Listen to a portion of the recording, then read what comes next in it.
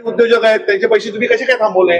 ती जरी दिल्लीमध्ये असली तर यांचे हॉस्टेल बंद करून टाकायचे की मराठी जो माणूस मेहनतीने धंदा करतो ना त्याला समोरच्याला कोणाला तरी दलाली द्यावे लागते. जिथे जिथे सप्लाय केलं तिथे तिथे जायचं. शेतकऱ्यांचे काय नावाने युअर स्पेस या नावाने त्यांची हॉस्टेल्स आहेत मुंबईमध्ये. हो. आता बघा हा विषय तसा सिंपल आणि साधा आहे.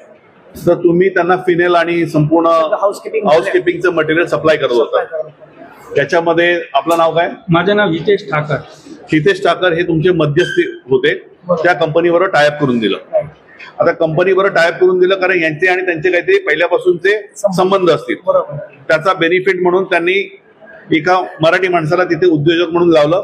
कंपनीला जे काय हाऊसकीपिंगचे जे सामान असेल ते तुम्ही सप्लाय करायचं. याचा मोबदला त्यांना ते घेत होते. पण कंपनीशी तुमचा डायरेक्टली करार झालेला नाही. यांच्या ओळखीने तुम्हाला तिथे एस्टॅब्लिश केलं आणि जसं तुम्ही पेमेंट मिळत होतं त्याचे पर्सेंटेज हे घेत होते. एवढाच काय यांचा रोल होता.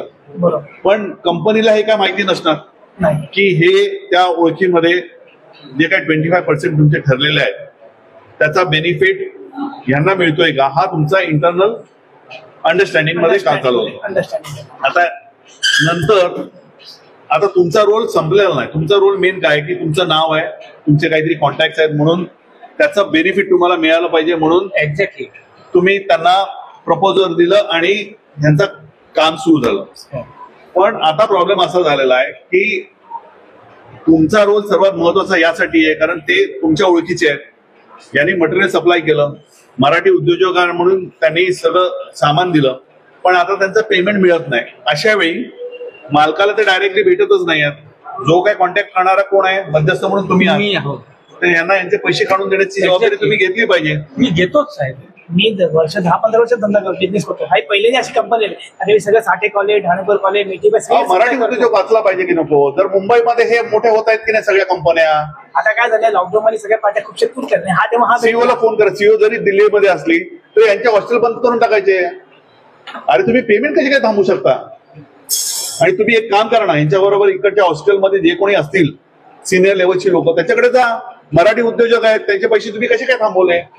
पण हे बघा हे तिसऱ्यांदा मी फोन लावतोय अजिबात जा ना तुम्ही. हॉस्टेल कुठे कुठे आहे तुम्ही कुठे सप्लाय केलं. चांदिवली कप परेड जिथे जिथे सप्लाय केलं तिथे तिथे जायचं. कोणाला द्यायचं तुम्ही सुपरवायझर सुपरवायझर नाही. मग त्या कंपनीच्या मालकाला तिकडच्या कोण इन्चार्ज असेल ना प्रॉपर्टी मॅनेजर मग त्याला घ्या ना. त्याला घ्या त्याच्याकडे जाऊन फोन करा मला त्यांचे पैसे दिला. ते काय सगळे ह्यालाच ओळखतात. मला जास्त ओळखतच माल आपण इथेच मागे पडतो. काय होतं काय आपण काय पाहतो या कमिशन आणि या दलालीमध्ये ना आपण इतके अडकलेलो आहोत ना की मराठी जो माणूस मेहनतीने धंदा करतो ना त्याला समोरच्याला कोणाला तरी दलाली द्यावी लागते. मालकाला तो भेटतच नाही. याचं काम काय आहे कमिशन घेण्याचं. कंपनीला तर माहितीच नाही. ओळख करून दिली म्हणून 25% हे घेतात. हे त्या कंपनीच्या कोणालाच देत नाहीत. हे ते तुम्हाला जे सांगतायत ना की 15% मला अकाउंटला द्यावे लागतात ऑडिटरला द्यावे लागतात. जर तुम्ही ऑडिटरच्या नावाने किंवा अकाउंटंटच्या नावाने पैसे घेत असाल तर त्यांनी आता यांचे पैसे क्लिअर केले असते. तुम्ही ते पैसे कोणाला देत नाही. मॅनेजमेंट चेंज झाल्यानंतर सर्व हात वर केले. 25% तुम्ही 5% तरी त्या मॅनेजमेंटला कोणाला देता का. मी तुम्हाला लिहून देतो तुम्ही कोणाला देत नाही. हे पैसे सगळे तुमचे नेवर. हे खोटी वस्तू आहे. तुम्ही देता त्यांना. मी 10% मी घेऊन 15% याला मी सांगायचं ते हे इकडे तू पासवून करते बाकी सर्व लोकांना पासवून करतील. हे पासवून करायचे. मीच पासून करतो. मग ह्यांचा मग जो रोल आहे तो एकदम क्लिअर रोल आहे. याचा अर्थ जर तुम्ही पास ऑन करत मी एकदम ट्रान्सपरन्सी ठेवली आहे. मला सांगितलं होतं की म्हणजे तुम्ही 15% कोणाला द्यायचा. त्यांनी सांगितलं त्या माणसाला मला माहिती कोणाला द्यायचा. मला आमच्या इकडे ज्यांनी मला काम पटकावून दिलं जे आमचे साहेब होते ऑफिस मधला स्टाफला देत होतात का. मी नाही. मी काय करायचो मी गुगल पे करायचो सगळ्यांच्या. पण ते ऑफिस मधली माणसं होती का. मी हा सांगायचा त्या माणसाला मी सांगतो तुम्हाला. आता 25% ठराविक झाले बरोबर. 25% ठरले. हा 10% माझी बरोबर.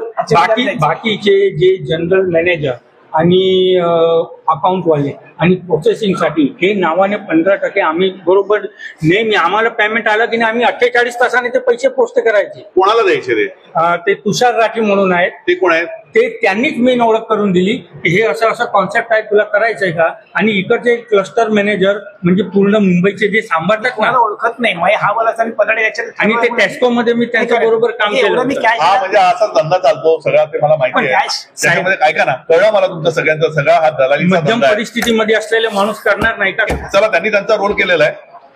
आता तुम्हाला त्यांच्याकडे जाऊन उभं राहावं लागेल. तुम्ही असं नाही नाही मी जाणार तुम्हाला जा, तुमच्या हक्कासाठी तुम्हाला जावं लागेल. मी ह्यांच्याबरोबर जा. तुम्ही असे घाबरून चालणार नाही, तुम्हाला नाही, कडक बरोबर. बोलावं लागेल. नंबर येतो मी तुम्हाला.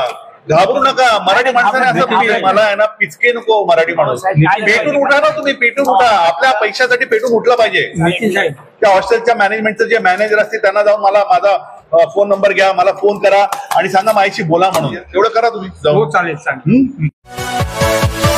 Yeah.